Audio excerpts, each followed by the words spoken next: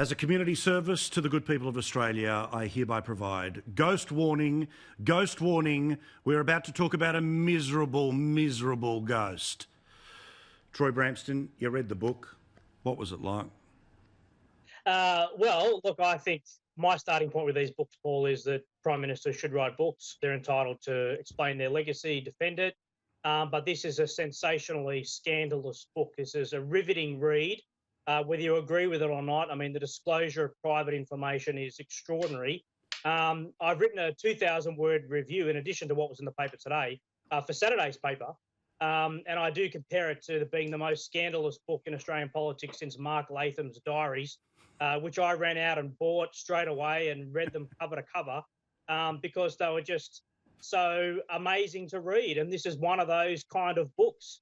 But it is extraordinary. And, you know, I interviewed Malcolm Turnbull on the phone on Sunday night, and I've never really experienced anything like it from a Prime Minister. I've interviewed him before. In fact, I've interviewed 10 Prime Ministers, but I've never had any of them threaten to hang up on me, tell me that they thought I was better than I was, tell me the interview was pointless, that it was going nowhere. How dare I ask these kind of questions? Oh, wow. It was truly extraordinary. And let me tell you why.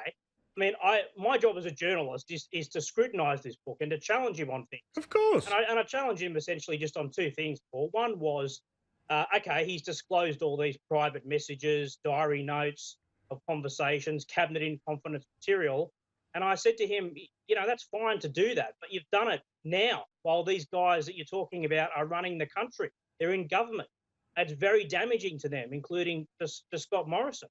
But he just couldn't accept it. He thought that was perfectly fine because he was telling the truth, he said, and doing a service for history. And the other thing, quickly Paul, to note, is that I challenged him on who's responsible for his downfall.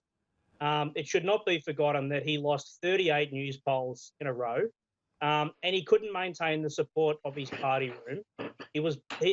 And you know, you can't just blame the media, but he wanted to blame what he calls a right-wing rump and the media, which includes Sky News and The Australian. And I told him it was a tedious argument that just didn't stack up, and he didn't like that one bit.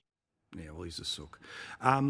Just the ghost warning here, because whenever I talk about him, I just don't want him to... There you go. Just the ghost warning is in full effect right now.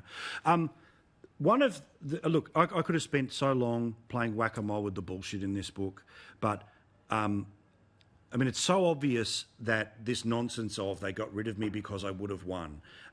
You don't have to go back to Tony Abbott. You don't have to go back to 2013. You don't have to go back to 2010. 2018, Super Saturday by-elections, Braddon and Longman were both up for grabs.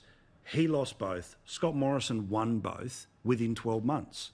That's the scoreboard, Mark. Yet for some reason, when he sits down and does the puffy interviews, they don't even challenge him on that stuff. Now, I get it, it's his worldview and all the rest. But, I mean, you can't escape electoral fact.